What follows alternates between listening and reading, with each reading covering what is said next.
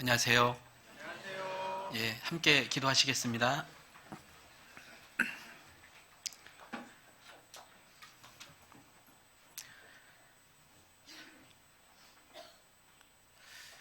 사랑과 은혜가 풍성하신 살아계신 하나님 아버지, 죄 많은 저희 영혼을 십자가의 보혈로 그 크신 사랑으로 구원하여 주신 것 너무나 감사드립니다.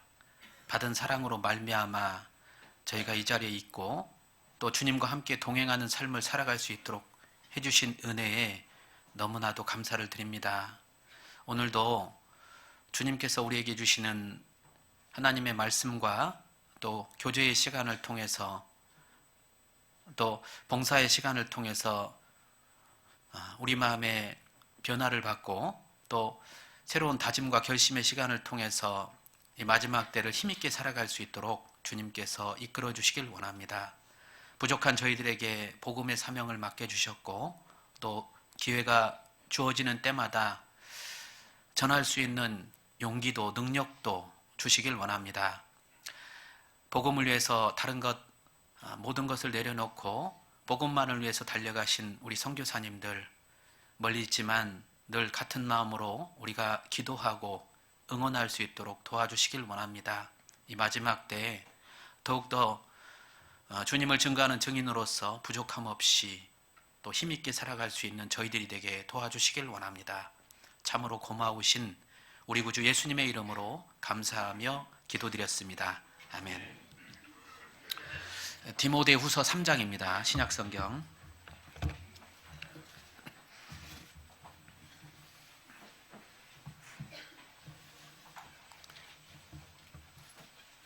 디모데후서 3장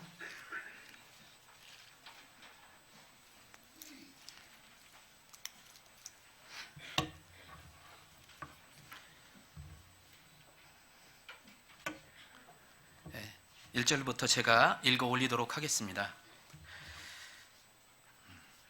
내가 이것을 알라 말세에 고통하는 때가 이르리니 사람들은 자기를 사랑하며 돈을 사랑하며 자긍하며 교만하며 회방하며 부모를 거역하며 감사치 아니하며 거룩하지 아니하며 무정하며 원통함을 풀지 아니하며 참소하며 절제하지 못하며 사나우며 선한 것을 좋아하냐하며 배반하여 팔며 조급하며 자고하며 쾌락을 사랑하기를 하나님 사랑하는 것보다 더하며 5절은 같이 읽도록 하겠습니다. 경건의 모양은 있으나 경건의 능력은 부인하는 자니 이 같은 자들에게서 내가 돌아서라. 예. 저는 97년도에 청년 시절에 구원을 받았습니다. 구원을 받고 서울교회에서 신앙생활을 하다가 전도인으로 부름을 받고 또 울산으로 가고 4년 정도 이렇게 교제를 하다가요, 섬으로 발령을 받게 되고 섬에서 목회를 3년 하고 칠곡이라는 곳으로 오게 되었습니다. 전에 한번 한 8년 전쯤 이곳에 와가지고 설교를 한 기억이 있는데요, 세월이 많이 흘렀습니다. 이제 칠곡으로 작년에 가가지고 또 교제를 하게 되었는데요, 칠곡 하니까 제가 섬에서 왔다가 칠곡으로 가니까 많은 분들이 섬에 있다가 또 두메 산골로 가는 것이냐고 그렇게 말씀하셨는데 두메 산골 정도는 아닙니다. 또 칠곡이라는 곳이 또 군단위 치고는 많은 인구들이 살고 있습니다. 그곳에 가서 또 주님의 그 역사를 경험하고 오늘 또 준비한 말씀이 사실 여러 목사님들을 통해서 들었던 말씀들 또 그 가운데 제가 머리로 이해했던 말씀들을 삶 속에서 다시 한번 깨닫는 그런 것들을 좀 정리해가지고 부족하지만 오늘 좀 설교를 준비했습니다. 방금 읽었던 말씀은 지금으로부터 1900여 년 전 사도 바울을 통해서 하나님께서 주신 예언의 말씀입니다. 마지막 때가 되면 많은 사람들이 이렇게 변해갈 거라고 그렇게 예언을 했습니다. 많은 사람들의 가치관이 이렇게 빠르게 바뀌어져 가는 것 같습니다. 방금 읽었던 말씀처럼 우리 가족들, 우리 이웃들, 우리의 직장 동료들이 이 말씀처럼 빠르게 변해가는 것 같습니다. 전도한다라는 것이 어렵다라는 것을 핑계로 전하는 것을 멈추는 것은 분명 잘못된 일이지만, 이 강팍해져 있는 한 사람 한 사람의 마음을 두드리고 연다라는 것이 결코 어려움에는 틀림없는 현실인 것 같습니다. 저는 97년도에 구원을 받았습니다. 그때 구원을 받을 당시에는 한 번 말씀을 듣고 구원받은 분들이 꽤 많았거든요. 그리고 구원을 받으면 그냥 교제에 붙는 게 너무 쉬웠어요. 그런데 지금은 여러 차례 말씀을 들어야 안심이 되고, 또 구원을 받았다 하지만 이내 세상으로 금방 휩쓸려가는 분들을 쉽게 보게 됩니다. 이처럼 세상은 빠르게 변해가고 있습니다. 죄의 강도도 또 세상의 그 힘도 강해져서 우리를 밀어내고, 또 우리를 신앙의 세계에서 밀어내고 또 세상으로 끌고 있는 것 같습니다. 이처럼 세상은 빠르게 변해가고 있는데, 변해가는 세상만큼 우리도 그들의 삶을 따라가 그들의 삶 속에서 동화되어서 우리가 살아간다면 이 강팍해져 있는 한 사람 한 사람의 마음을 열 수도, 또 그들을 건져낼 수도 없을 거라고 봅니다. 그래서 하나님께서는 방금 읽었던 말씀 속에서 우리에게 이와 같은 자들에게서 내가 돌아서라, 엄한 명령을 우리에게 하고 계십니다. 이것은 세상과의 단절을 얘기하시는 것이 아니죠. 이것은 우리가 세상을 벗하면서 살아가지만 세상 속에서 더욱더 구별된 삶을 살 것을 우리에게 명령하시는 말씀입니다. 방금 읽었던 말씀 가운데 사람들은 마지막 때가 되면 세 가지를 특히 사랑한다라고 돼 있어요. 뭘 사랑한다라고 그랬죠? 자기를 사랑하고, 돈을 사랑하고, 그리고 또 쾌락을 사랑하고, 더더욱이 그런 것 같아요. 우리 시대가 정말 자기만을 위해서 살아가는 것 같죠. 이처럼 사람들은 자기를 사랑할 때 우리는 더더욱 이 마지막 때에 하나님을 사랑하고, 그리고 또 교회 안에서는 형제 자매님들을 사랑하고, 그리고 또 바깥에서는 내 이웃을 내 몸과 같이 사랑할 것을 우리에게 명령하셨습니다.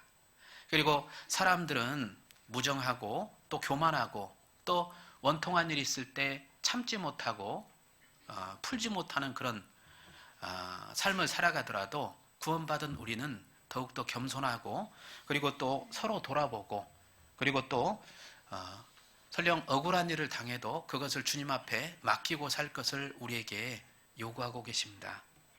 세상은 참 빠르게 변해가고 있는데, 세상이 이렇게 변한다 하더라도 구원받은 우리는 정말 변하지 말아야 될 것들이 있습니다. 언젠가 한번 한 선교사님이 깨사모에 글을 올리셨는데 참 마음에 은혜가 되었어요. 그 제목부터가 마음에 참 공감을 하게 만들었습니다. 제목이 뭐냐면 변해야 할 것과 변하지 말아야 할 것. 그 선교사님의 글처럼 참 많은 것들이 바뀐 것 같아요. 변한 것 같아요. 되돌아보면 과거에 비해서 또 우리는 삶의 질도 달라졌고, 또 생각하는 가치관도 많이 바뀌었습니다. 그리고 또 예전만 같지 않게 세상 인심도 많이 달라진 것 같아요. 시골 인심이 그전과 같지 않더라고요. 이처럼 많은 것들이 변해가죠. 자, 변해가는데 그렇다고 해서 변하는 것들이 다 뭐 잘못되거나 나쁜 건 아니죠. 어떤 면에서는 우리 자신을 위해서라도 꼭 변해야만 하는 것들이 있습니다. 이를테면 우리는 계절의 변화를 통해서 우리 처진 삶의 의욕을 갖고 다시금 생기를 찾게 됩니다. 지난 여름 참 더웠죠. 그죠? 무더웠어요. 제가 대구 근처거든요. 바로 40도를 육박했습니다. 저희 건축을 했는데요. 건축하는 과정 속에서 인부가 쓰러지는데도 일을 했습니다. 굉장히 더웠어요. 언제 지나가나 싶더니 이제 무더운 여름도 지났고, 또 곡식이 익어가는 가을도 지났고, 이제는 눈 덮인 하얀 겨울이 왔습니다. 곧 이 겨울도 지나가겠죠. 그러다 보면 이제 꽃피는 봄이 오고 우리 마음을 설레게 하는 그 계절이 오겠죠. 우리는 이 계절의 변화를 통해서 처진 우리의 삶에 다시금 의욕을 되찾고 생기를 되찾게 되는 것이죠. 이처럼 우리 자신을 위해서라도 변해야만 하는 것들이 있죠. 그런데 문제는 변하지 말아야 될 것들이 자꾸 변한다라는 것입니다. 하나님을 사랑하는 마음도, 그리고 교회에서 명하시면 예, 제가 그렇게 하겠습니다. 그냥 순수하게 있잖아요. 계산하지 않고 나 자신만을 위해서 판단하지 않고 교회에서 명하시면 순수하게 예, 순종했던 마음도, 그리고 형제자매님들을 그냥 계산 없이 사랑했던 그 마음도. 그런데 왜 세월이 흐르면서 이렇게 변해버린 것일까? 제 자신을 생각해 보게 되었습니다. 근데 성경을 보다 보니까 참 변하지 않는 한결같은 그 신앙인들이 있어요. 우리 갈렙 아시죠? 갈렙은 이스라엘 백성들과 함께 애굽 땅에서 고된 그 노동과 학대 속에서 고된 삶을 살아왔습니다. 그러다가 하나님의 인도로 이제 갈렙이라는 사람도 출애굽을 하게 되고, 그 출애굽 과정 속에서 홍해의 기적을 경험했죠. 그리고 또 광야의 생활 속에서 낮에는 구름 기둥, 밤에는 불 기둥에 하나님의 임재를 경험했습니다. 그리고 또 더 나아가서 이 갈렙이란 사람은 이 가나안 땅을 정탐하고 돌아올 수 있는 중요한 그 임무도 맡게 되었습니다. 한마디로 말하면 하나님의 계획을 볼 수 있었고 하나님의 이적과 그리고 하나님의 약속을 모두 바라본 사람입니다. 자, 그때 나이가 40세인데 이제 가나안 땅에 함께 유일하게 들어올 수 있었던 여호수아, 이 여호수아가 이제 가나안 땅을 분배하는 과정 속에서 갈렙이라는 사람이 여호수아에게 이런 얘기를 해요. 나에게 저기 헤브론 땅을 좀 맡겨달라고.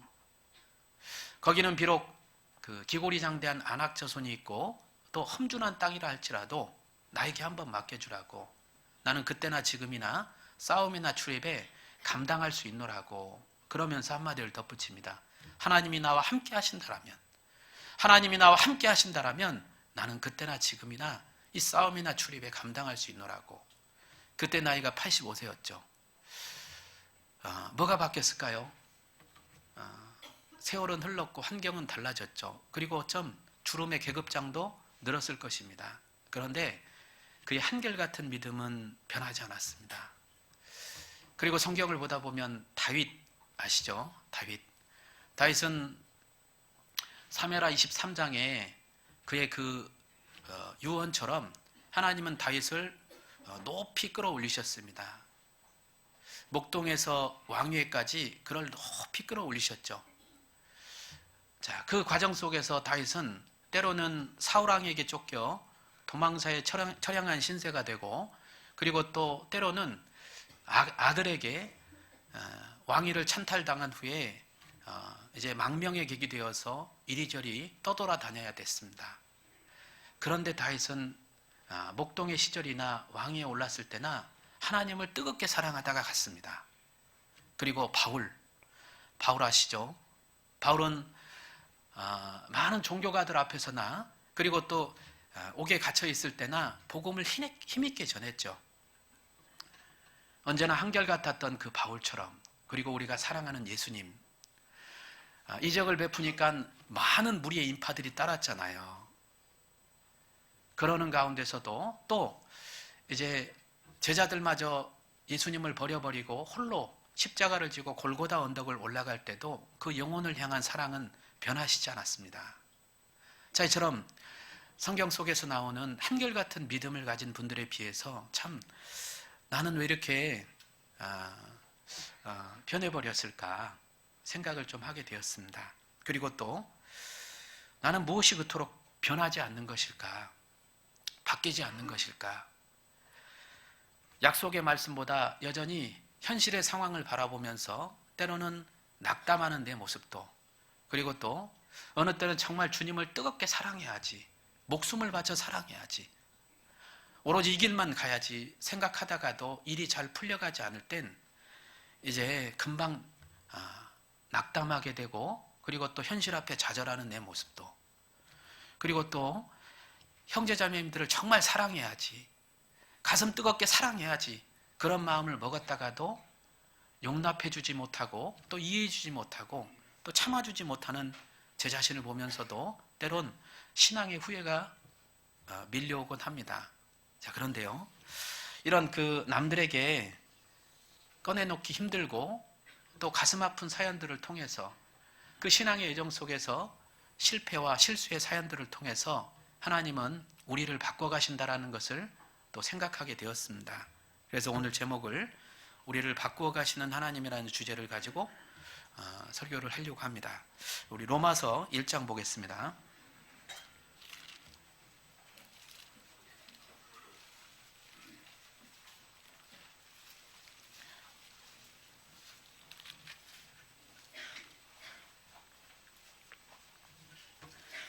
로마서 1장 21절입니다. 21절 제가 읽겠습니다. 하나님을 알되 하나님으로 영화롭게도 아니하며 감사치도 아니하고 오히려 그 생각이 허망하여지며 미련한 마음이 어두워졌나니 스스로 지혜 있다 하나 우준하게 되어 썩어지지 아니하는 하나님의 영광을 썩어질 사람과 금수와 버러지 형상의 우상으로 바꾸었느니라.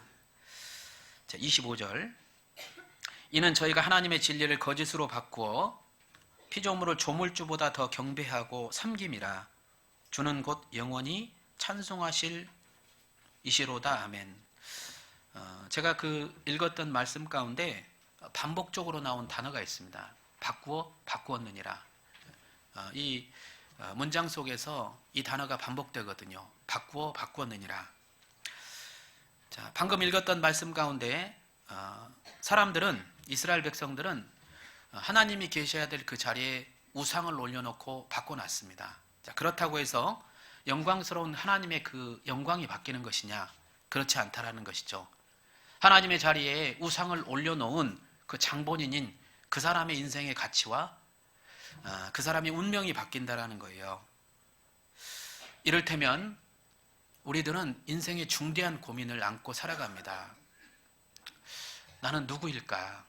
다 그런 생각 해보셨죠? 나는 어디서 왔고 어디로 가는 것일까? 그리고 나는 무엇을 위해서 어떻게 인생을 살아야 되는 것일까? 되게 이런 고민을 인생을 살면서 한두 번쯤 다 하게 되는데, 그런 고민이 찾아올 때 하나님 앞에 겸손히 나와서 인생의 문제를 풀어야 될 그런 그 피조물임에도 불구하고 사람들은 그 한 잔 술에 기대 가지고 술 한 잔으로 인생을 달려보려고 그렇게 한다라면 그 사람의 가치가 술 한 잔의 가치밖에 지나지 않는다라는 것이죠. 하나님을 섬기며 하나님을 찬양하며 살아가야 될 그 인생이 그저 그냥 돈 버는데 온통 마음이 뺏겨가지고 돈 하면서 살아간다라면 그 사람의 인생의 가치가 돈 몇 푼의 가치밖에 지나지 않는다라는 거예요. 하나님을 보지 못하고 또 이 눈앞에 보이는 그 우상을 쫓아 사는 많은 사람들이 있습니다. 저는 섬에서 목회를 했는데 그 당시에 그 목회지에서 유명했던 게 이제 작물이 대파라는 작물이 있었어요. 근데 이 대파를 지금 이제 시기에 출하를 하기 위해서 많은 그 어르신들이 이제 비닐하우스 같은 데 가셔가지고 대파를 이렇게 많이 까시거든요. 대파 한 당 까면 이제 250원, 당시에는 그 정도 이렇게 받으셨는데, 농촌에 이제 겨울철이 되면 일거리가 없기 때문에 이 대파를 까는 일은 이렇게 흥미가 당기는 그런 일이겠죠. 어느 날 제가 설교를 준비하기 위해서 이제 새벽 1시에 이렇게 나왔는데, 저희 교회당 앞에 이제 비닐하우스가 이렇게 있거든요. 거기에서 이제 할머니가 새벽 1시에 대파를 까고 있습니다. 랜턴을 켜놓고 이렇게 대파를 까고 있는데 깜짝 놀랐어요. 무서워가지고. 네. 알고 봤더니 그 할머니가 낮에 다른 할머니들하고 막걸리 드시고 노신 거예요. 남은 일을 하시기 위해서 대파를 까시는데, 그러다가 손도 곱고 돌아가시는 분들이 꽤 많으세요. 눈앞에 보이는 돈을 쫓아가다가 중요한 것을 잃어버리는 분들을 많이 보게 됩니다. 언젠가 이런 예화를 들은 적이 있습니다. 한 나라의 임금이 이제 너무 마음이 복잡하고 또 여러 일 가운데 이제 마음이 심란해서 이발을 하러 갔다 합니다. 그래서 이발을 하러 갔는데 그 이발사의 그 표정이요, 너무 이렇게 즐겁고 기쁜 거예요. 그래서 물었습니다. 너는 뭐가 그렇게 즐겁고 기쁘냐? 물었는데, 예, 저는 임금의 머리를 깎는 것을 저의 천직으로 생각하고 너무 기쁨으로 생각하고 있습니다. 아, 그러냐고. 그랬더니 옆에 있던 한 신하가, 임금이시여, 저희 이발사에게 은 99냥을 한번 줘보십시오. 마음이 달라질지 모릅니다. 자, 그랬더니요, 은 99냥을 준 거예요. 그래가지고 그걸 보자기에다 싸가지고 집으로 갔습니다. 방바닥에다 쫙 펼쳐놓고 세보는데 몇 냥입니까? 몇 냥이에요? 99냥. 또 한 번 세봤어요. 몇 냥입니까? 99냥. 그 다음부터 이 사람 얼굴이 바뀌는 거예요. 인색한 얼굴로, 욕심에 가득 찬 얼굴로, 한 냥을 채우기 위해서. 우리 인생이 그렇다라는 것이죠. 여러분, 진짜 우리 구원받은 거 감사하잖아요. 구원받은 거 너무 감사한데 그 감사함을 잊어버리고, 구원받은 내가 돈 버는데 그냥 마음이 뺏겨가지고 살아간다라면, 어느 날 나도 거울 앞에 서가지고 하늘 한번 쳐다볼 여유 없이 분주하게 살아가던 내 모습 속에서 변해버린 내 얼굴을 바라볼지 모르겠습니다. 내 얼굴이 왜 이렇게 변해버렸지? 참 즐거웠는데, 참 기뻤는데, 그런데 왜 이렇게 욕심에 가득 찬 얼굴로, 인색한 얼굴로 변해버렸을까? 우리 구원 받은 거에 대한 만족함이 없이 살아간다면 우리도 그렇게 변할 수 있다는 것이죠. 이스라엘 백성들이 그랬습니다. 이스라엘 백성들이 애굽 땅에서 나올 때 애굽 땅에서 노예였어요. 종이었습니다. 아무것도, 노예라는 신분 가운데서는 아무것도 가질 수 없었어요. 그런데 그들에게 애굽 땅에서 나올 때 하나님은 빈손으로 나오게 하지 않았습니다. 그들의 손에 하나님은 은, 금, 나무, 짐승들, 이런 것들을 줬거든요. 그들의 주인에게. 그것들은 무엇 때문에 주셨죠? 그것은 바로 이 성막을 지으라고, 성막을 지어놓고 하나님 중심으로 살으라고, 그리고 하나님의 거룩한 역사를 이룰 그런 위대한 그런 재료들이었거든요. 그런데 그걸 가지고 그들은 뭘 했죠? 금송아지단을 만들어가지고 그 앞에서 뛰어놀았습니다. 그리고 한마디를 덧붙이죠. 이 신이 우리를 애굽에서 인도한 신이라고. 그때 하나님께서 그들을 향해서 던진 얘기가 있습니다. 시편 106편.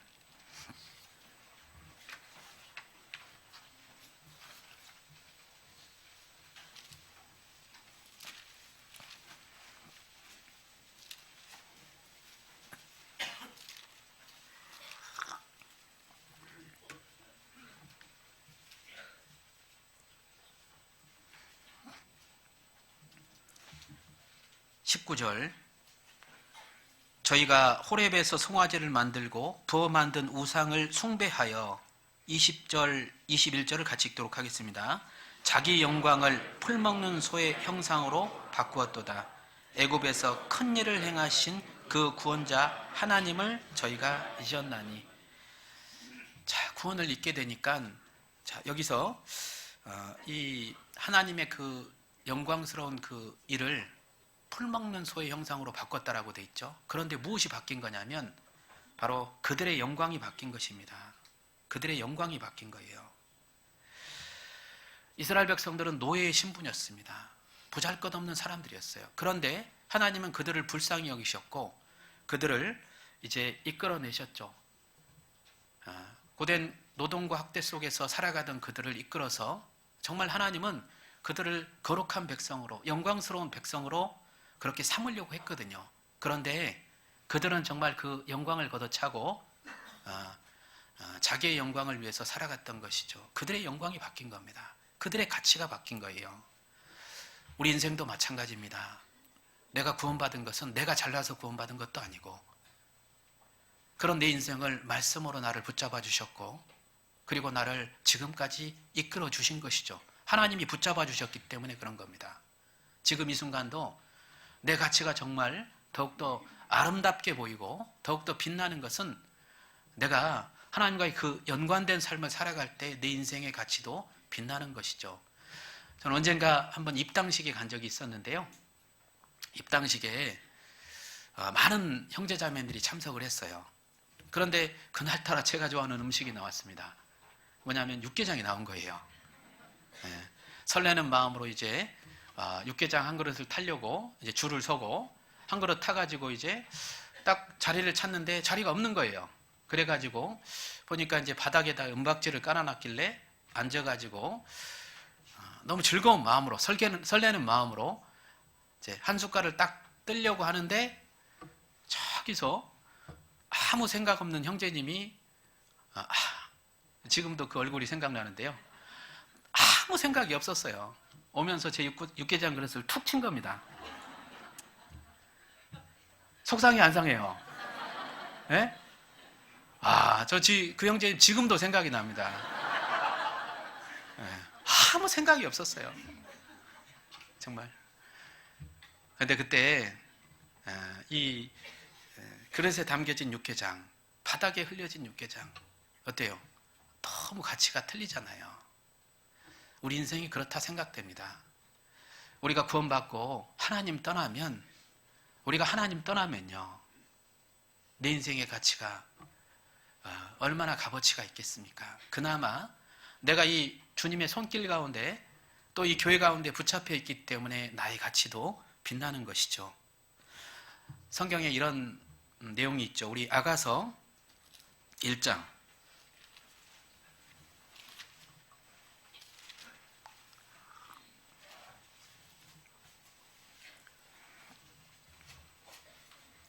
아가서 성경은 솔로몬과 술람 여인의 사랑을 그려내고 있죠. 자, 그 관계가 주님과 성도, 주님과 교회의 모습을 투영해서 잘 그려내고 있습니다. 관계를 잘 그려내고 있는데요. 1장 5절입니다. 예루살렘 여자들아, 내가 비록 검으나 아름다우니 게달의 장막 같을지라도 솔로몬의 휘장과도 같구나. 내가 일광에 찧어서 거무스름 할지라도 흘겨보지 말 것은 내 어미의 아들들이 나를 놓아여 포도원지기를 삼았음이라. 나의 포도원은 내가 지키지 못하였구나. 여기 보시면 솔로몬이 볼 때 술람 여인은 당시에 그 예루살렘 도시 여인들에 비해서 그 세련된 여인이 아니에요. 여기 보시면 곱게 자란 여인이 아니라는 것을 알 수 있습니다. 고달픈 한 여인의 인생을 잘 그려내고 있죠. 포도원에서 품꾼으로 그냥 오빠들과 함께 일해야 했던 그 여인의 모습을 보여주고 있죠. 포도원에서 이제 나가서 품꾼의 모습으로 일을 했기 때문에 피부도 거칠고 그리고 또 자기를 모양낼 시간이 없었을 겁니다.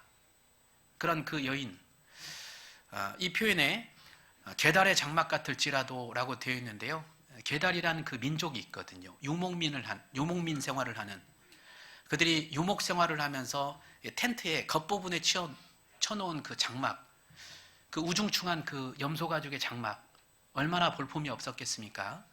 그런 모습을 볼 때 외적으로는 이 술람 여인이 그런 모습이었다라는 것이죠. 그런데 솔로몬이 볼 땐 성막의 휘장과도 같다 그랬어요. 천사의 모습이 수놓여진 아름다운 그 모습으로 이 여인을 보고 있는 것이죠. 우리가 그렇다라는 것입니다. 우리 여기 아가서 4장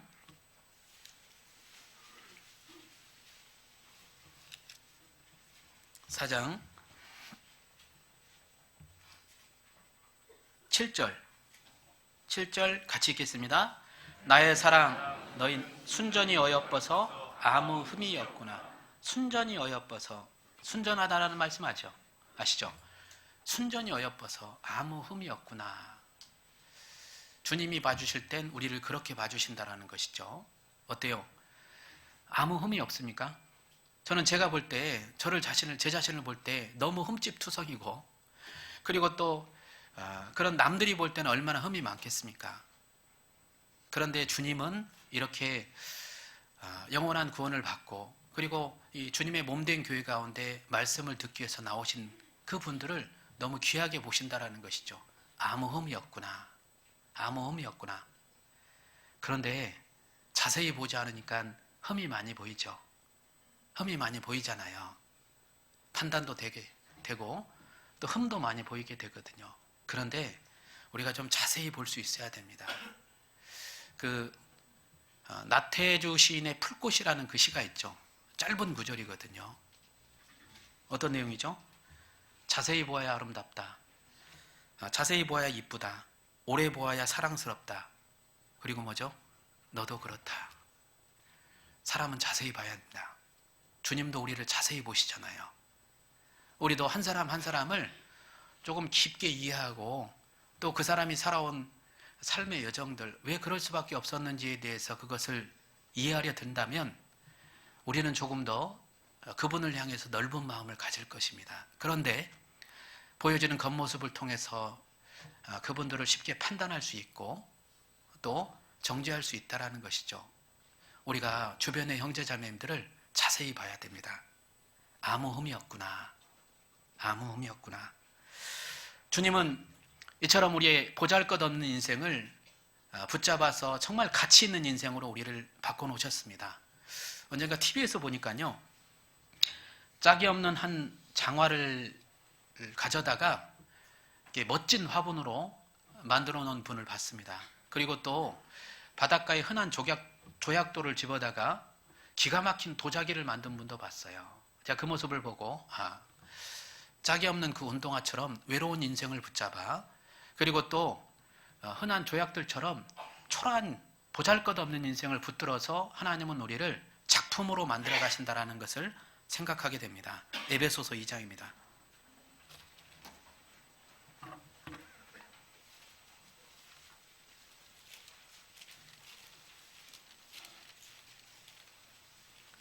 에베소서 2장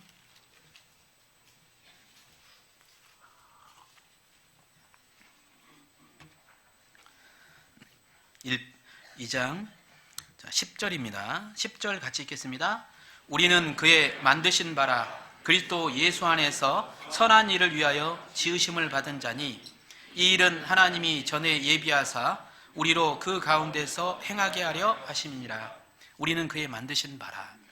원래 우리는 흙으로 만들어졌습니다. 그리고 생기를 그 코에 불어넣으니 생명이 되었죠. 우리는 원래 첫사람 아담은 영생하도록 만들어졌죠. 그런데 창세기 3장에 범죄로 말미암아 영혼이 죽게 되었죠. 범죄하는 영혼은 죽으리라 말씀처럼 그 죽게 된 영혼을 찾아 살리는 영으로 오신 분이 바로 예수님이시죠. 바로 그 예수님을 우리 인생이 만났을 때 비로소 우리가 살아나게 되고 우리 인생의 가치도 그때 비로소 빛나게 되는 것이죠. 여기 이 말씀처럼 그리스도 안에 있을 때 우리가 주님의 작품이 되는 것이죠. 아름답게 변해가는 것이죠. 자, 그런데요, 구원받은 사람이 더욱더 빛나고 가치 있게 아름답게 빛나는 순간은 언제일까? 여기 말씀처럼 선한 일을 위하여 지으심을 받은 자니 선한 일을 행할 때 우리의 선한 일이 뭘까요? 함께 협력하고 함께 수고하고 함께 희생하는 가운데 복음을 전해갈 때입니다. 그때 우리의 가치도 더욱더 빛나게 되는 것이죠. 우리가 복음을 전하지 않는다라면 어쩌면 우리의 모습도 우리의 가치도 별 볼 일 없을 거라고 생각이 됩니다. 우리 남겨주신 이유가 뭐겠어요? 남은 한 생명을 건지기 위해서 남겨두신 것입니다. 그렇지 않으면 우리는 불쌍한 그리스도인이 되는 것입니다. 제가 전에 있었을 때 야외 세면장이 있었거든요. 이런 거울이 달린 야외 세면장이 있었는데 한 새 한 마리가 이렇게 거울을 통과할 줄 알고 그 새가요 그대로 직진을 한 거예요. 텅 하고 부딪혀가지고 바닥에 떨어졌습니다. 이제 그 새를 제가 이렇게 본 거예요. 보니까 이렇게 살았나 죽었나 보니까 살은 거예요. 근데 이렇게 만져보니까 너무 이쁜 겁니다. 새를 보니까 살려야 되겠다 싶어가지고요. 그 새에게 이제 먹을 것도 갖다 주고 또 쌀도 이렇게 갖다 줬는데 처음엔 안 먹더라고요. 그래가지고 인터넷을 막 뒤졌습니다. 뒤져가지고 먹을 수 있는 이 먹이를 가져다가 새를 먹이기 시작했습니다. 근데 먹었어요. 새가 먹더라고요. 그러다가 이제 하루가 지나서 제가 이제 새망도 이렇게 좀 만들어서 박스로 만들어서 쳐주고, 그리고 또 들짐승의 보호를 받기 위해서 이렇게 집도 만들어줬습니다. 그리고 그 다음 날이 돼가지고 그 새를 이제 붙잡고 바닥에다 이렇게 놨어요. 그리고 뒤에서 이렇게 쳐다보면서 빨리 날아가라, 빨리 날아가라. 그랬더니 새가 안 날아가는 거예요. 못 날아가는 겁니다. 날질 못하는 겁니다. 제가 드는 생각이 어떤 생각이 들었냐면, 새는 창공위를 나를 때 아름답고 물고기는 바다를 가를 때 아름답고 우리 인생은 하나님을 찾아갈 때 그때 가장 아름다운 것이구나 생각했습니다. 자, 이처럼 우리의 모습이 정말 빛나고 또 가치 있게 정말 나타날 때는 정말 우리가 주님을 위해서 함께 희생하고 협력하고 수고하는 가운데 복음을 전할 때입니다. 자, 이처럼 우리가 예수님의 그 십자가의 사랑을 통해서 얻은 게 영원한 생명이잖아요. 그것과 무엇과 바꾸겠냐 이거예요. 자, 우리 아가서 8장입니다.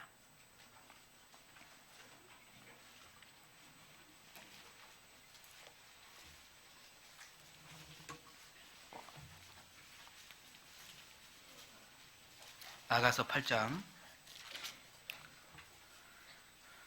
6절.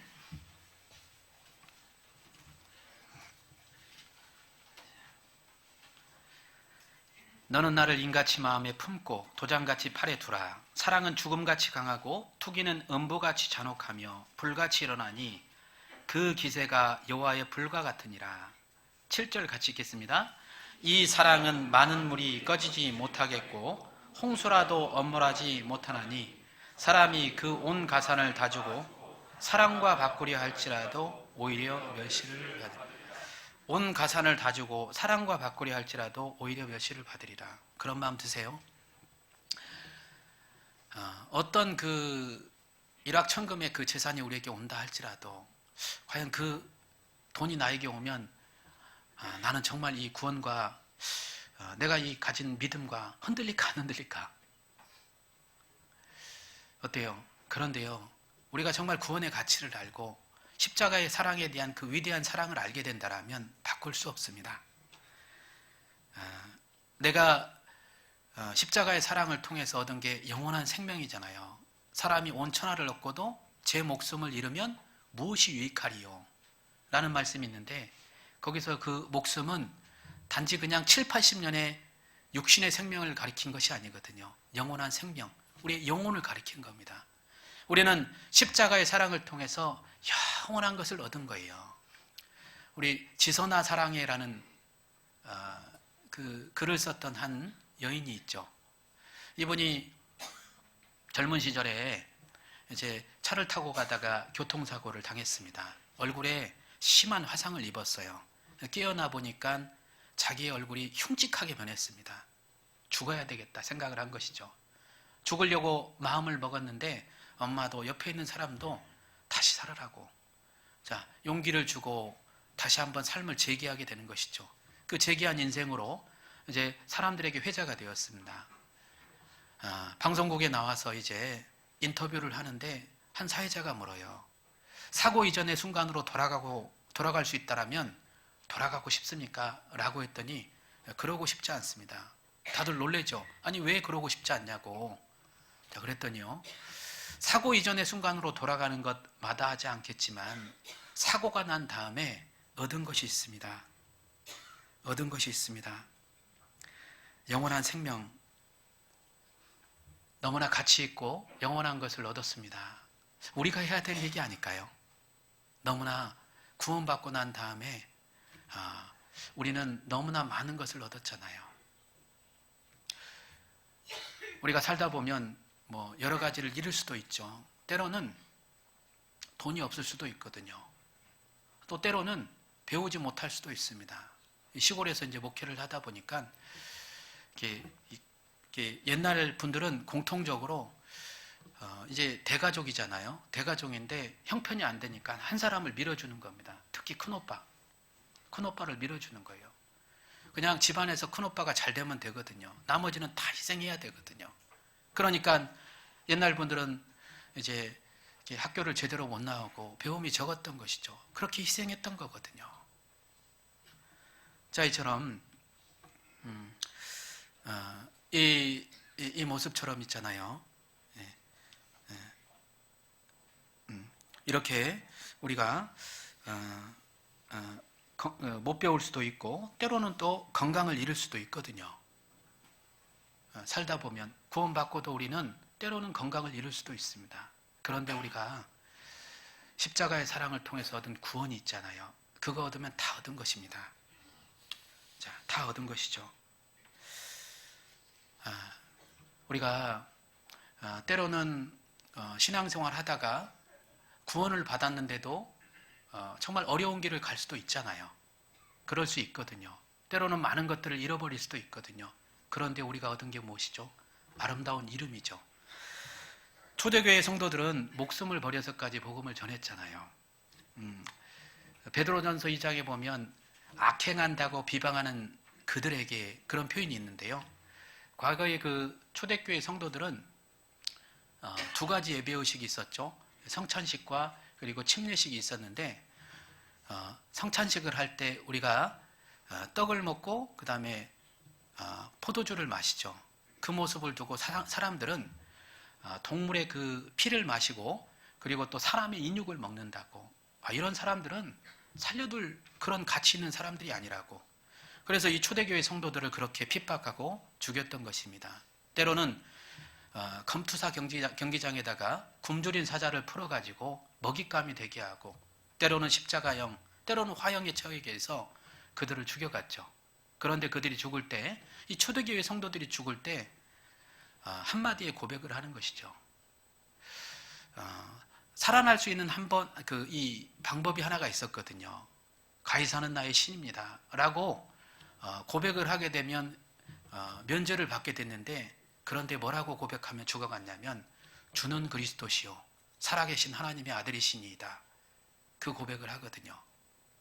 근데 그 고백을 누가 하냐면 마태복음 16장에 보면 베드로가 그 고백을 합니다. 어디에서? 가이사랴 빌립보에서. 그 가이사랴 빌립보는 우상의 본거지이거든요. 우상의 본거지에서 주는 그리스도시요 살아계신 하나님의 아들이시니이다. 여러분, 우리가 지금 이렇게 받은 구원이, 내가 정말 그 받은 구원이 누군가의 이런 그 우상의 현장 속에서, 비난과 손가락질 속에서 자신의 신앙의 고백이 있었기 때문에 내가 구원을 받은 겁니다. 때로는 명절날 아침에 손가락질이 쏟아지는 그 가운데서 가족들 사이에 쌓여가지고 신앙의 고백을 해야 했죠. 저 이제 교회 다니기로 했습니다. 저 이제 신앙생활 하기로 했습니다 라고 정말 고백을 했던 어느 분들, 어떤 분들의 그 고백처럼, 그리고 또 술잔이 돌아가는 그 회식 자리에서 정말 그 사람들이 비난하고 손가락질하는 그 가운데서 저는 크리스찬입니다 라고 고백을 했던 누군가의 고백이 있었기 때문에 우리가 이 복음을 이어받은 것입니다. 너무나 감사하죠. 성경에 보면 전도서 7장 이런 말씀이 있어요. 어떤 말씀이 있냐면 아름다운 이름이 보배로운 기름보다 낫고, 여기서 아름다운 이름은 그리스도인들이 지켜야 될 명예죠. 그리스도인들의 이름이죠. 세상에 그 어떤 것을 다 잃는다 하더라도 우리가 그리스도인이라는 이름을 저버려서는 안 됩니다. 직장의 현장 속에서, 그리고 또 이 학교의 현장 속에서, 가정의 현장 속에서 우리는 이 이름을 저버려서는 안 된다라는 거예요. 주의 인자가 생명보다 나음으로, 설령 내가 어떤 그 희생과 각오가 따르더라도 우리는 주의 이름을 버려서는 안 되는 것입니다. 그 복음이 지금까지 우리 가운데 흘러온 것이죠. 그런데 그 아름다운 이름을 버리고 어리석은 선택을 해온 사람들이 있었어요. 성경에 보면 에서라는 사람이 있죠. 에서라는 사람은 장자의 명분을 팥죽 한 그릇에 팔았죠. 히브리서 12장 보겠습니다.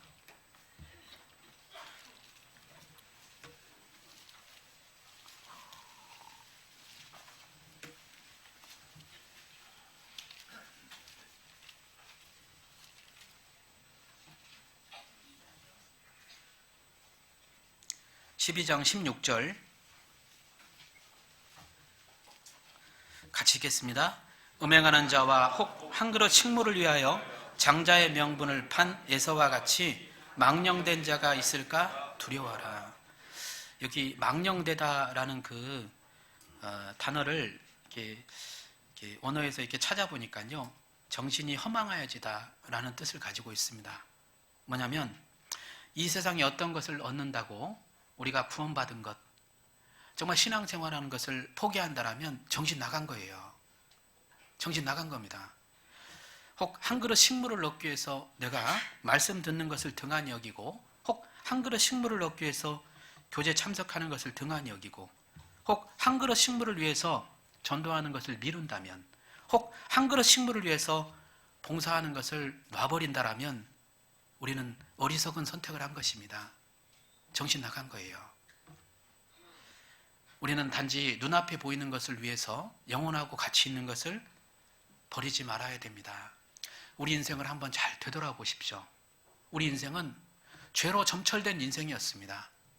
그러다가 우리는 지옥에 갈 수밖에 없는 운명이었잖아요. 그런 우리를 불쌍히 여기셨고, 하나님은 언제나 우리를 바꾸시려고 하는 계획이 있으셨고, 또 우리를 바꾸시기 위한 일을 하셨습니다.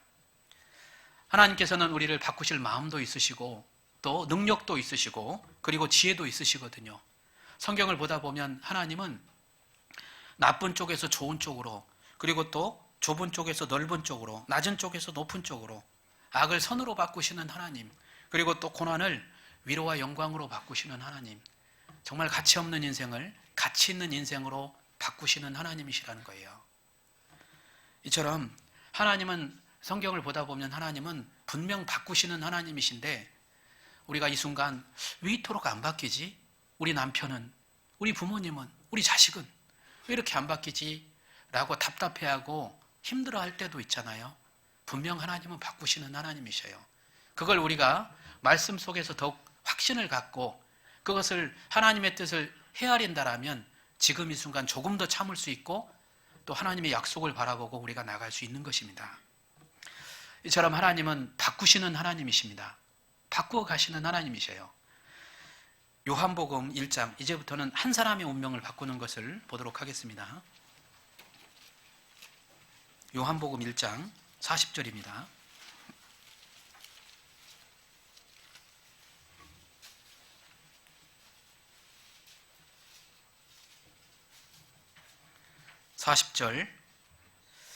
요한의 말을 듣고 예수를 쫓는 두 사람 중에 하나는 시몬 베드로의 형제 안드레라. 그가 먼저 자기 형제 시몬을 찾아 말하되 우리가 메시아를 만났다 하고, 메시아는 번역하면 그리스도라.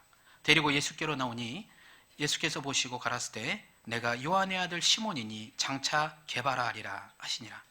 게바는 번역하면 베드로라. 여기 안드레가 주님을 먼저 만났습니다. 그리고 안드레가 베드로를 주님께 인도하는 장면을 우리가 읽었습니다. 주님과 베드로가 처음 만나는 장면이죠. 자, 그러는 가운데 주님께서 베드로에게 약속을 하나 하셔요. 지금은 내가 고기를 낚는 어부이지만 장차 사람을 낚는 어부가 되게 하리라. 지금은 내가 게바지만 장차 베드로가 되리라. 이름을 바꿔주셨잖아요. 근데 성경 속에서 이름을 바꾼다라는 건, 요즘 이름을 많이 바꾸잖아요. 이쁜 이름으로 많이 바꾸시잖아요. 근데 이름을 바꾼다라는 건, 하나님께서 이름을 바꾸신다라는 것은 분명한 이유가 있습니다. 그 사람의 운명도, 그 사람의 가치도, 그 사람의 소망도 바꿔주시겠다라는 거예요. 원래 아브라함의 이름이 뭐였죠? 아브라함이었죠.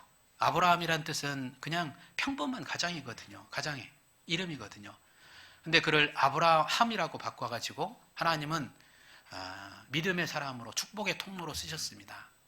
그리고 또 사라의 이름이 뭐였죠? 사레. 사라는 넓은 의미고, 그리고 사레는 좁은 의미거든요. 사레는 나의 왕녀란 뜻이고, 사라는 열국의 어미란 뜻이에요. 그 얘기처럼 정말 사라를 바꿔놓았잖아요. 사라를. 자, 이처럼 또 많은 인물들을 바꾸게 되었는데, 야곱은 기어코 하나님께서 고집이 세고 자기 생각이 강한 야곱을 이스라엘로 바꿔놨습니다. 자, 이처럼 하나님은 한 사람의 인생을 자, 간섭하시고 만지시고 다듬어 가시면서 점점 더 바꿔 가시는 거예요. 우리 인생 가운데 이 사람은 안 바뀌고 이 사람은 절대 안 바뀐다. 기질이 어떻고 그리고 또 이 사람은 또 성품이 어떤고 안 바뀔 것 같다고 안 될 것 같다고 이렇게 생각하는 사람도 그렇지 않습니다. 그렇지 않습니다. 하나님이 간섭하시고 개입하시면 모두 바뀌게 돼 있어요. 모두 바뀌게 돼 있습니다. 우리 창세기 1장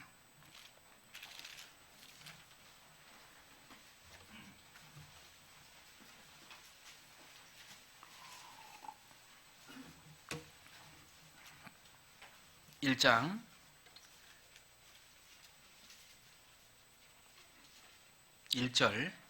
1절 태초에 하나님이 천지를 창조하시니라. 땅이 혼돈하고 공허하며 흑암이 깊음 위에 있고 하나님의 신은 수면에 운행하시니라. 여기 하나님의 신은 수면에 운행하시니라. 이 암탉이 알을 품듯이 그런 뜻이 있잖아요. 하나님이 이렇게 감싸시면 만지시고 또 개입하시면 다 바뀌게 돼 있습니다. 빛이 있으라 하시면 빛이 있었고 그랬죠.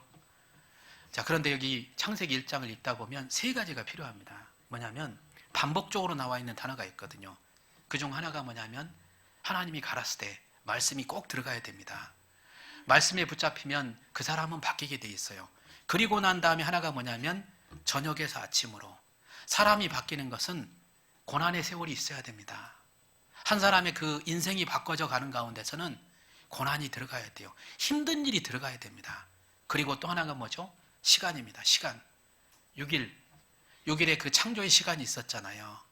어떤 사람 구원받고 180도 바뀌는 거 없습니다. 저 그런 분들 한 분도 못 봤어요. 시간의 흐름 속에서 점점 바뀌어져 나가는 거거든요. 이처럼 하나님이 개입하시고 간섭하시면 모두 바뀌게 돼 있다는 것이죠. 제가 전에 목회할 때 조그만한 곳이거든요. 20명도 채 안 나와요. 17명 나오더라고요. 갔는데 그 중에서도 한 구역장님이 또 안 나오는 거예요. 제가 기도를 처음 그때 간절하게 했던 것 같습니다. 기도하면서 몇 번 찾아가고 또 찾아가고 그러는 가운데 이분이 바뀌어가는 과정 속에서 주님의 어떤 뜻이 있는지 보습니다. 이제 그렇게 안 나오다가 어느 날 이제 교회에 나오게 되고 그리고 난 다음에 어느 날 비가 오는데 이 비가 주룩주룩 오는 그날 전화가 왔어요. 전도사님 전 붙여놨으니까 얼른 오셔요. 예. 그 말을 들었는데요. 너무 마음이 좋았습니다. 제가 큰 형제 자매들이 많은 교회에서 또 신앙생활을 했지만 그때 식사에 그 초대를 받았지만 그렇게 마음이 죄송하지만 이렇게 감동이 되거나 그러진 않았거든요. 그런데 그 얘기를 통해서 너무 마음에 그 감동이 되고 은혜가 되었습니다. 그러면서 하나님을 개입하시고 만지시면 모두 바뀐다라는 그 확신을 갖고 다른 건 많이 배우진 못했지만 그런 것을 배우고 왔습니다. 성경을 보다 보면 참 고집스럽고 자기 생각이 강하고 안 바뀔 것 같은 사람도 하나님은 오랜 세월에 거쳐서 키우고 바꿔놓으시잖아요. 야곱이라는 사람은 어떤 사람입니까? 야곱이라는 사람은 자기 생각이 강하고 고집이 센 사람이죠. 그런데 이 사람을 좀 바꿔야 되겠는데 그냥은 쓸 수가 없으니까 야곱을 이제 광야로 보내시죠. 가족들과 함께 있는 곳을 떠나서 광야 가운데서 이제 홀로 잠을 청하고 두려움에 떨게 만들고 그리고 또 그때 외로움을 겪게 만들죠. 그러는 가운데서 이제 더욱더 바꿔야 되겠으니까 야곱보다 꾀가 많은 삼촌 라반 집에서 20년 동안 혹독한 훈련의 시간을 보내게 됩니다. 그런데도 안 바뀌잖아요. 그래가지고 이제 야복강 강가로 데려가서 천사와 씨름하게 되고 안 꺾이니까 환도뼈를 쳐가지고 절게 만들었죠. 그때 비로소 야곱이 이제 하나님을 의지하는 사람으로 바뀌었죠. 그런데도 꾀가 있잖아요. 형과의 만남 속에서 재회를 했잖아요. 하나님께서 도와주셔가지고 그 재회하는 그 장면 속에서 아무 일 없이 지나가게 되었는데 그때 또 형이 아마 지금은 이렇게 이렇게 잘 대해주지만 조금 있다가 그 감정이 사그라지면 날 죽이려고 할 거야. 그런 생각이 또 앞서잖아요. 형 먼저 올라가라고. 그러면서 세겜 땅에서 10년 이상을 머물게 돼요. 자기 생각을 가지게 되죠. 그때 어떤 사건을 겪겠습니까?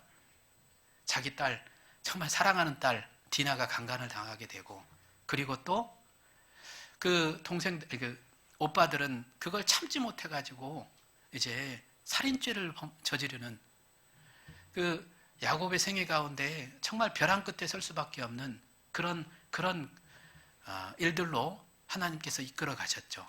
안 박히니까. 결국 야곱은 포기하고 베델로 올라가고 또 약속의 땅으로 올라가게 되죠.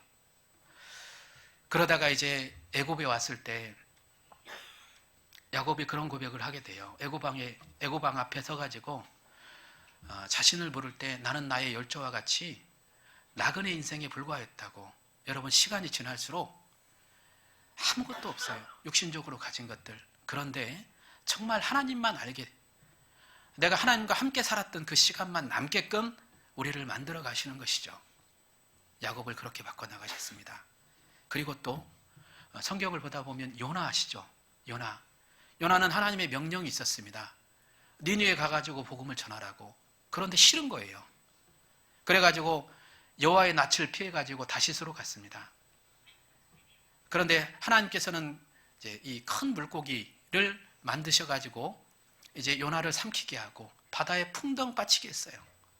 그러는 가운데 그 물고기 안에서 꽉 막힌 현실 가운데 요나가 뭘 했어요? 아무것도 할 게 없었어요. 이리 봐도 막혀있고 저리 봐도 막혀있고 앞으로 가도 뒤로 가도 꽉 막힌 현실 가운데 단지 요나가 할 수 있었던 건 한 가지밖에 없었습니다. 그게 뭐죠? 기도. 예. 요나서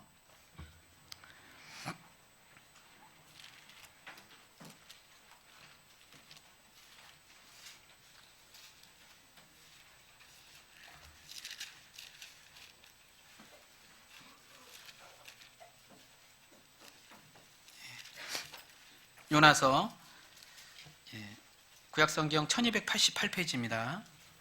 1장 17절입니다.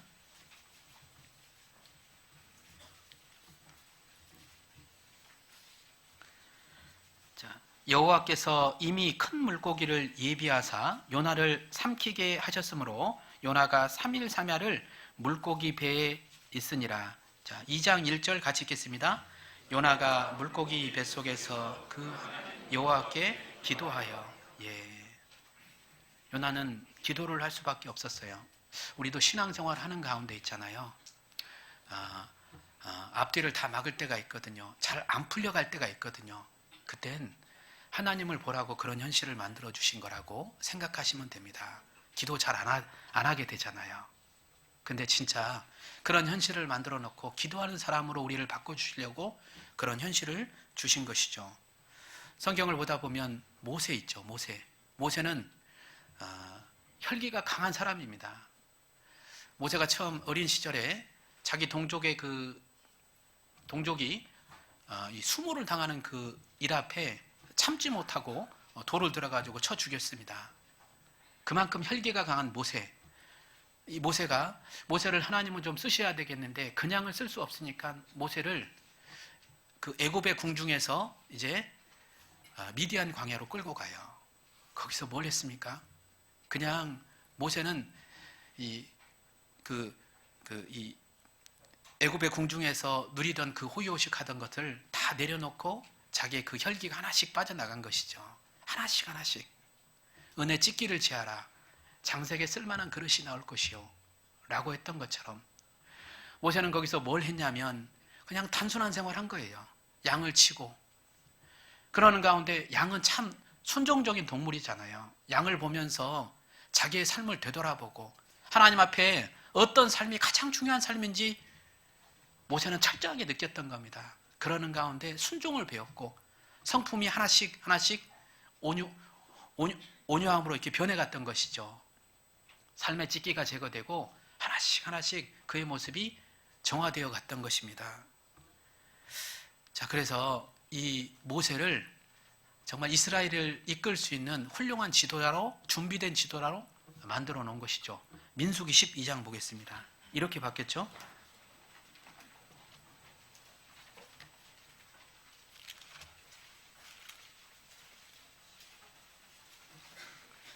민수기 12장 3절입니다. 12장 3절 같이 읽겠습니다.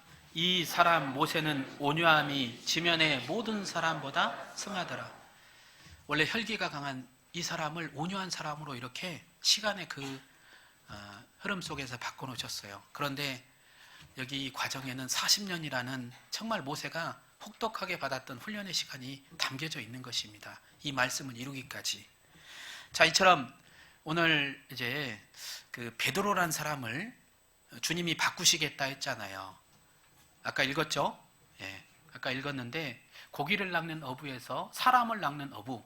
자, 게바에서 베드로로 분명 주님께서 바꾸시겠다 했는데, 자, 사람을 낚는 어부가 되게 하리라 이렇게 말씀했죠. 그리고 나를 따라오너라 얘기했습니다. 베드로는 그물을 탁 버려두고 갔어요. 그만큼 베드로의 그 성격 자체가 우유부단한 사람이 아닙니다. 맺고 끊는 것이 분명한 사람이에요. 결단의 사람이거든요. 자기가 지금까지 업으로 삼았던 그물을 탁 버려두고 가는데 어때요?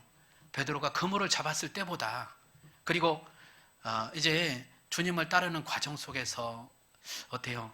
더 힘들었을까요? 더 쉬웠을까요? 힘들었어요. 어려운 세월을 지나야 했습니다. 많은 고통과 많은 아픔에, 그리고 베드로라는 사람이 정말 자기의 그 겉모습을 다 벗겨가면서 있잖아요. 그 껍데기와 같은 자기의 형식적인 모습을 다 벗겨내고 난 다음에 이제는 정말 주님의 사람으로, 주님 앞에 쓰임받을 그 사람으로 베드로를 바꿔나가신 겁니다. 자, 그런데 베드로 입장에서는 왜 그토록 원치 않았던 그 길을 주님은 가시게 했을까? 왜 그 길 가운데 아픔과 고통과 고난의 코스를 지나게 했을까? 왜냐하면 그 길을 지나야만 베드로가 되기 때문에 그렇습니다. 한번 가보시죠. 마태복음 14장. 베드로가 지났던 코스입니다. 14장 24절.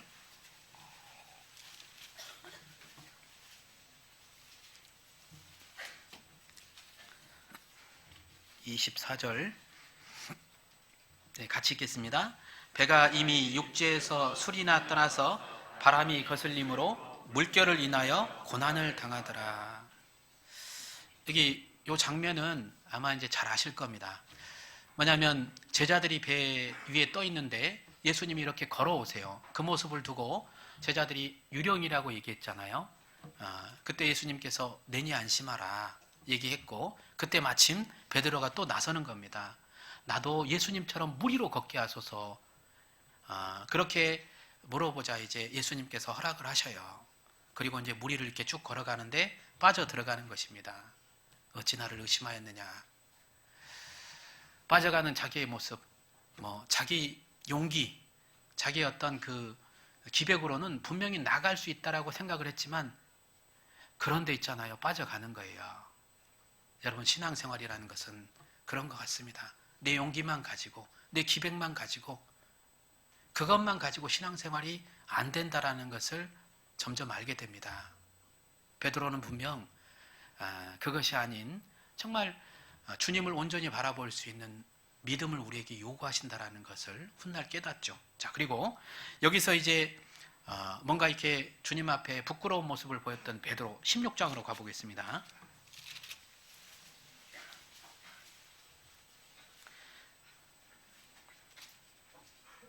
16장으로 가보면 이걸 물어보시죠. 13절. 예수께서 가이사랴 빌립보 지방에 이르러 제자들에게 물어 가르칠 때 사람들이 인자를 누구라 하느냐. 가로되 더러는 세례 요한, 더러는 엘리야, 어떤 이는 예레미야, 선지자 중에 하나라 하더이다. 예수님께서 물었죠. 사람들이 나를 누구라 하더냐. 예, 세례 요한, 엘리야, 예레미야, 선지자 중에 한 사람이라 하더이다. 예수님께서는 그 대답을 듣고 싶었다라고 그 대답을 듣기 원했던 게 아니라 그 다음 질문이 있죠. 너희는 나를 누구라 생각하느냐? 너희는 나를 누구라 생각하느냐? 그때 이제 베드로가 이렇게 얘기하죠. 주는 그리스도시요 살아계신 하나님의 아들이시니이다. 바요나 시몬아 내가 복이 있도다. 그런 기가 막힌 고백을 했는데 그 밑에 쭉 오면요. 밑에 오면 어떤 얘기를 해요? 베드로가 예수님께서 이제 돌아가시고 그리고 사흘 만에 부활하시겠다 했는데 베드로가 이제 앞서가지고 가나여 가로되 주여 그리 마옵소서 그 일이 주께 미치지 못하겠나이다. 그때 사단아 내 뒤로 올라가라 너는 나를 넘어지게 하는 자로다. 이렇게 얘기하잖아요. 왜 그랬을까? 베드로는 참 위험한 열정을 가졌습니다. 무슨 얘기냐면 주님의 뜻과 맞지 않는 것이죠. 여기 23절 예수께서 돌이키시며 베드로에게 이르시되 사단아 내 뒤로 물러가라 너는 나를 넘어지게 하는 자로다. 내가 하나님의 일을 생각지 아니하고 도리어 사람의 일을 생각하시는도다. 하나님의 일, 사람의 일, 열심의 배경도 하나님의 뜻과 맞아야 됩니다. 자칫 우리가 우리의 수고가 주님 앞에 섰을 때 허공을 치는 수고가 될 수 있고 향방 없는 다른박질이 될 수 있습니다. 우리의 열심도 주님의 뜻에 맞아야 된다는 것이죠. 내가 내 몸을 쳐 복종케 함은 내가 남에게 전파한 후에 도리어 버림이 될까 두려워함이라. 사도 바울이 그랬잖아요.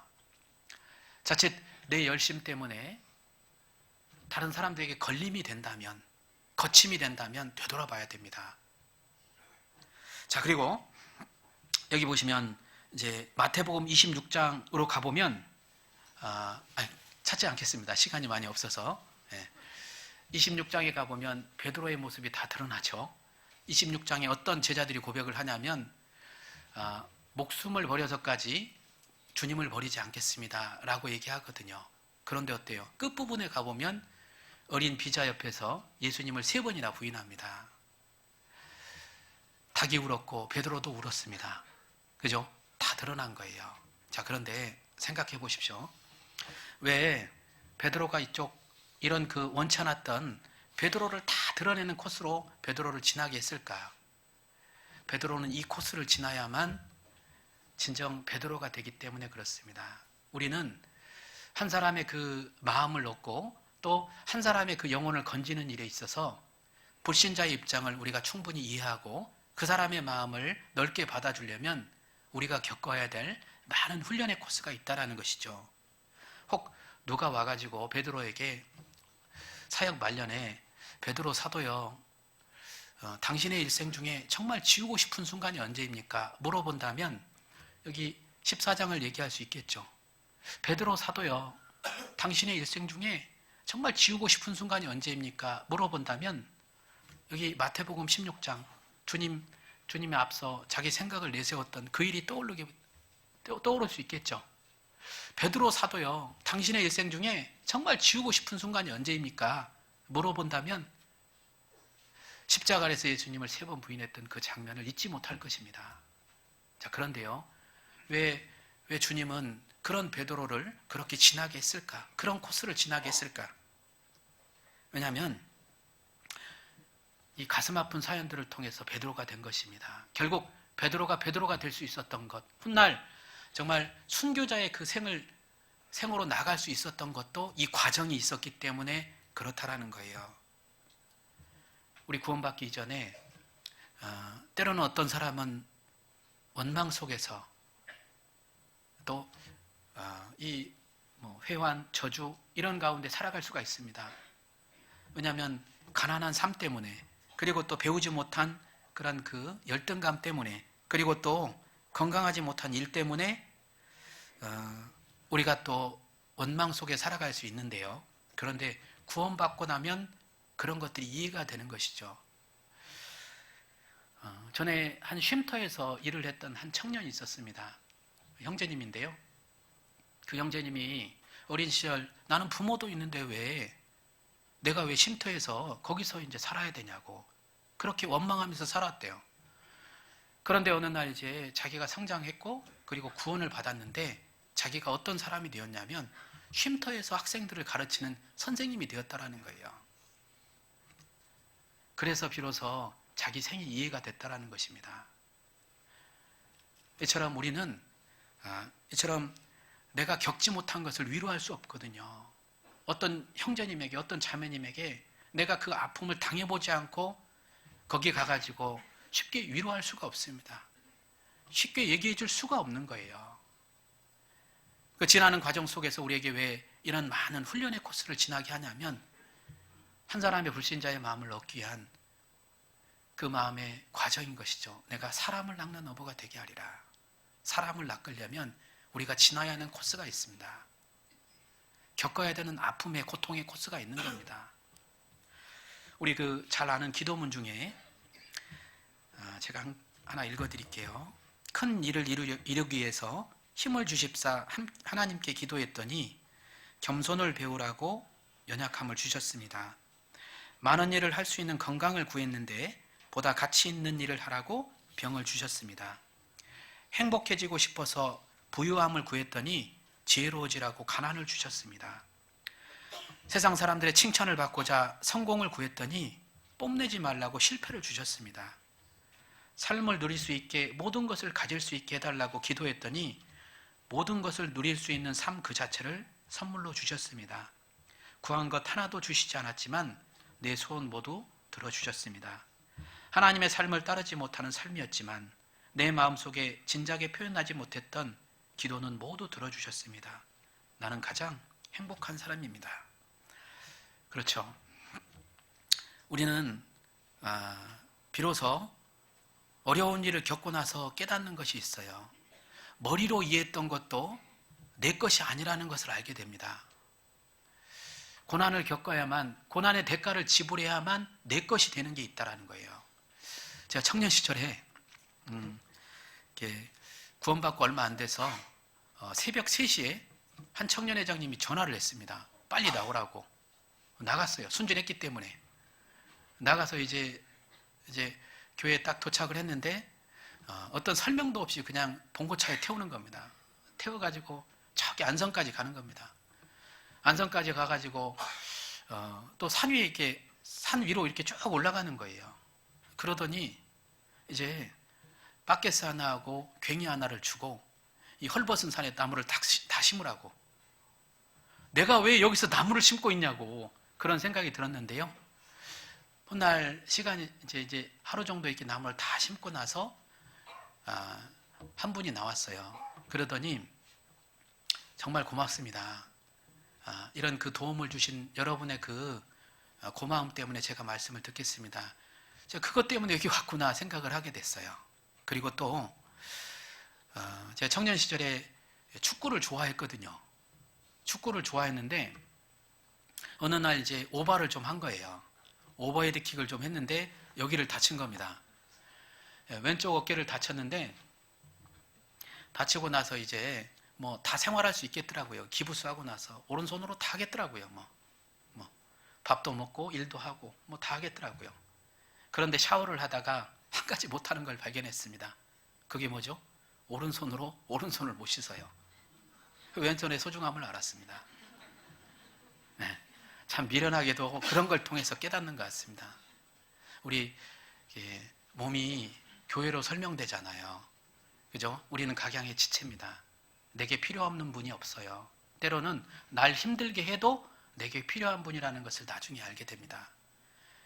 그래서 이제 이 오른손에게 왼손은 그닥 쓸모없을 것 같아도요. 정말 왼손이 아프면 오른손은 필요하게 느껴져요. 특히나 이제 부부 관계도 그렇잖아요. 아플 때 가장 내 곁에 있는 사람이 소중하다는 것을 느끼게 되잖아요. 이처럼 우리는 크고 작은 고난을 통해서 너무나 소중한 것을 배우게 됩니다. 여기 마태복음 14장 한번 다시 가보겠습니다.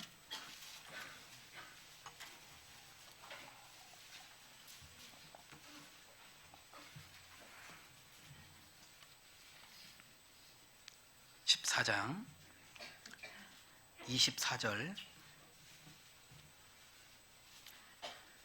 배가 이미 육지에서 술이나 떠나서 바람이 거슬림으로 물결을 인하여 고난을 당하더라. 밤 사경에 예수께서 바다 위로 걸어서 제자들에게 오시니 제자들이 그 바다 위로 걸어오심을 보고 놀라 유령이라 하며 무서워하여 소리 지르거늘 예수께서 즉시 일러 가라사대 때 안심하라 내니 두려워 말라.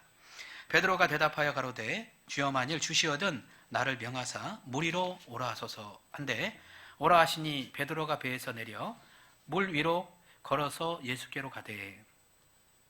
자, 30절 31절 같이 읽겠습니다. 바람을 보고 무서워 빠져가는지라 소리질러 가로되 주여 나를 구원하소서 하니 예수께서 즉시 손을 내밀어 저를 붙잡으시며 가라사대 믿음이 적은 자여 왜 의심하였느냐 하시고. 예, 이 말씀 잘 아시죠? 여기 보시면 이제 베드로가 물에 빠졌는데 이제 왜 빠졌냐면 이제 의심을 했다 그랬잖아요. 그런데 바람을 보고 빠져가는지라 이제 구체적인 이유가 나와 있습니다. 자, 그런데 우리는 알죠. 바람을 안 보면 되잖아요. 바람 안 보면 안 빠지는 거잖아요. 이 말씀 알고 나서 우리가 안 빠지면 되는데 어떻게 그렇던가요? 우리는 알고 있는 것도 넘어질 때가 많이 있습니다. 내가 아는 게 아니라는 거예요. 어떤 분들은 상담하러 와가지고요. 저도 다 알아요. 저도 다 알고 있습니다. 하는데 몰라요, 실상은. 왜냐하면 그 시험의 현장 속에서 넘어지고 말거든요. 그게 몰랐다라는 증거입니다. 알고 있는 것도 우리는 다시 한번 삶의 현장 속에서 다시 배우게 되는 것이죠. 그래서 오늘 내가 이겼다 하더라도 내일 넘어지고 마는 내 연약한 모습을 보게 됩니다. 신앙은 경험이 아닙니다. 내 연수의 구력도 아니고 내가 오랫동안 신앙생활을 했다고 해서 내가 오늘 하루 주님 앞에 의지하지 않고 기대지 않는다면 정말 부끄러운 날을 보게 됩니다. 우리는 한순간 한순간 지나야 될 그 고난을 통해서 정말 소중한 것을 배우게 되는 것이죠. 우리의 경험만으로, 우리의 생각만으로 신앙생활을 할 수 없어요. 철저하게 우리는 성경을 봐야 됩니다. 성경이 뭐라고 하시는지. 히브리서 11장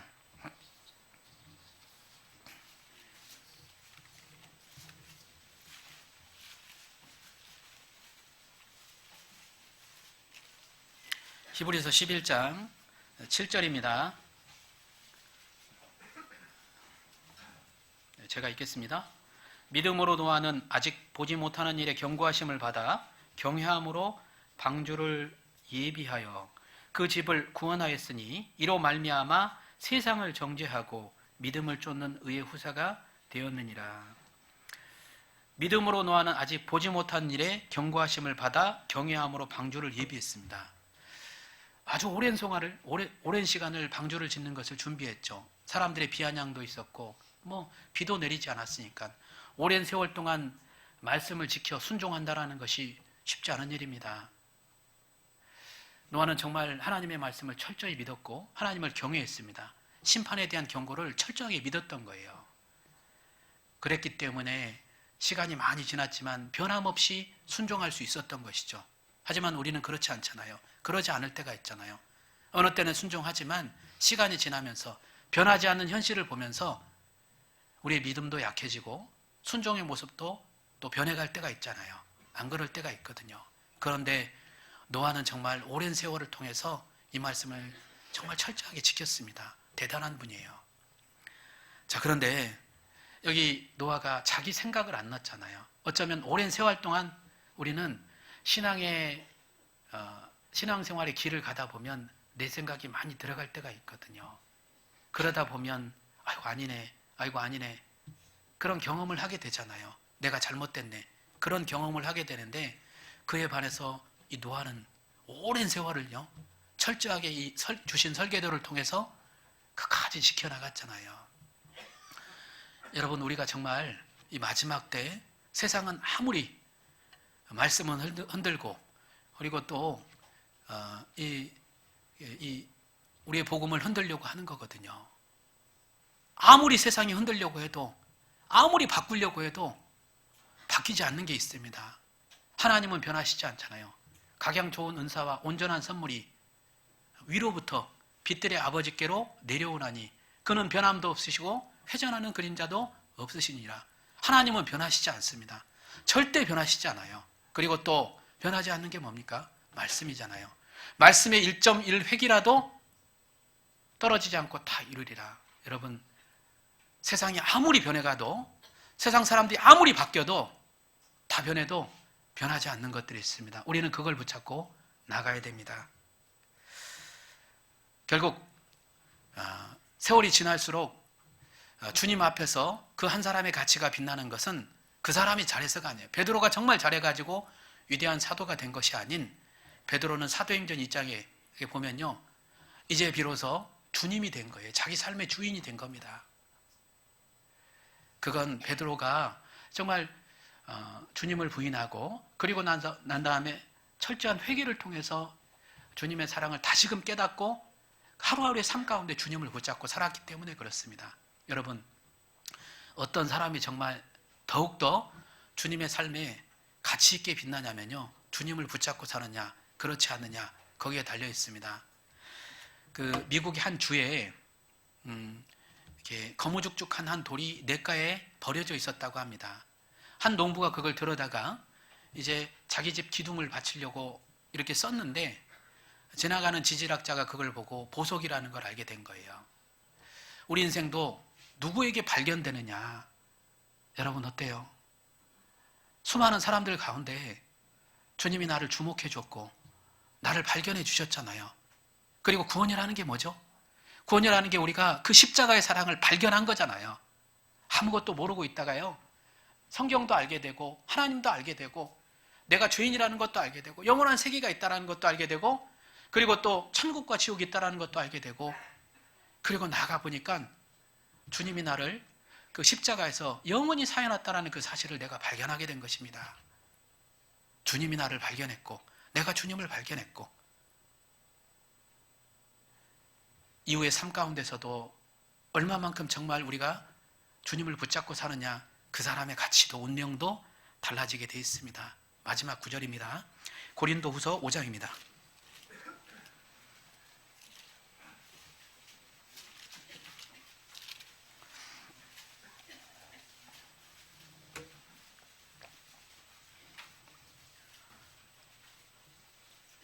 (17절) 같이 읽겠습니다. 그런즉 누구든지 그리스도 안에 있으면 새로운 피조물이라, 이전 것은 지나갔으니 보라 새 것이 되었다. 이전 것은 지나갔습니다. 그렇죠?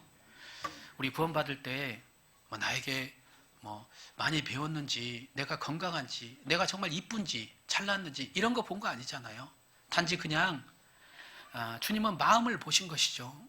주님 앞에 서서 내가 죄인의 그 마음으로 그 심령의 회개를 통해서, 진정한 회개를 통해서 나온 나를 받아주셨고, 그런 나를 받아주셨잖아요. 그럼 됐다고.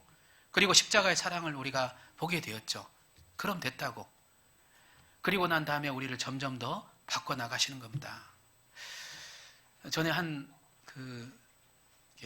교회 형제님이 그런 간증을 했는데 마음의 은혜가 됐습니다. 이분이 어릴 적에 태어나 보니까 이제 다리를 절고 태어난 거예요. 그러니까 얼마나 살아가는데 얼마나 힘들었겠습니까? 가족들도 외면했다고 하죠. 그래서 친척집에 동생들 데려가는데 자기는 안 데려가는 거예요. 혼자 남아가지고 부모님을 원망하고 저주하고 늘 어두운 말만 했대요. 욕하고 저주하고 미워하고 그런 어두운 생활을 하다가 어느 날 이제 이분에게도 말씀이 찾아온 겁니다. 영생의 말씀이, 생명의 빛이 찾아온 거예요. 어둠 속의 빛을 발견하게 된 것이죠.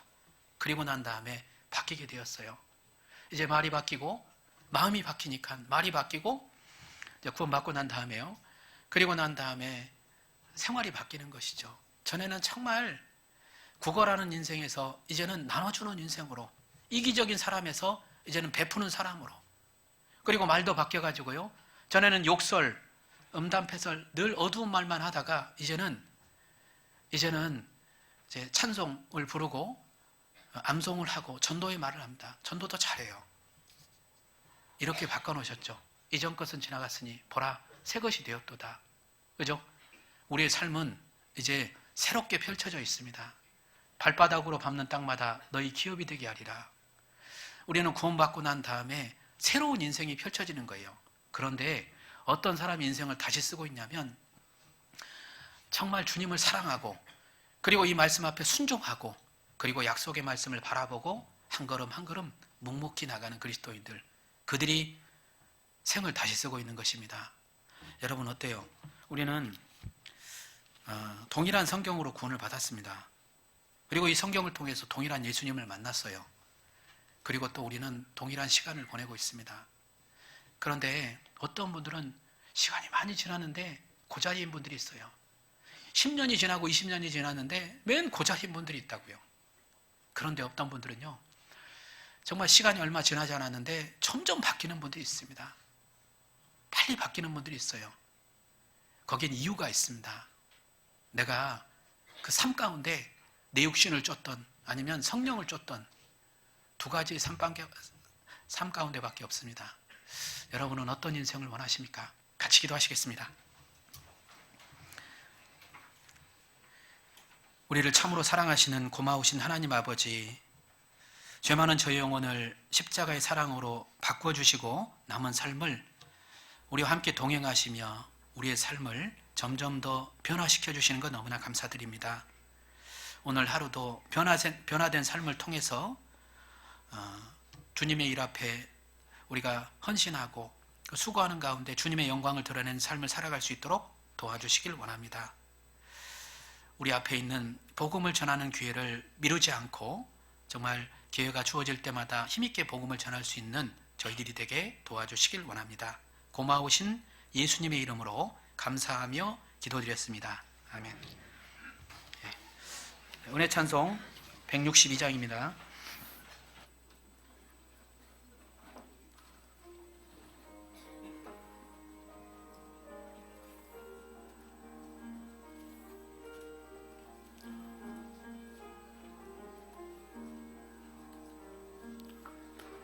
넘지 못할 산이 있거든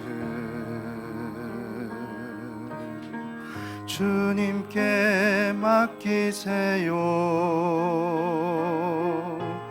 넘지 못할 파도 있거든 주님께 맡기세요. 우리 가야 할 길은 멀고도 험하여 허덕이며 가야 하는 우리 인생인데 이럴 땐 우린 누굴 의지하나요? 주님밖에 없어요. 나는 그 길 갈 수 없지만 주님이 대신가요? 넘지 못할 분노 있거든 주님께 맡기세요. 참지 못할 슬픔 있거든 주님께 맡기세요. 우리 살아갈 길은 눈물의 골짜기 내 힘으론 참지 못해 늘 흐느끼네. 이럴 땐 우린 누굴 의지하나요? 주님밖에 없어요. 나는 그 길 갈 수 없지만 주님이 대신가요?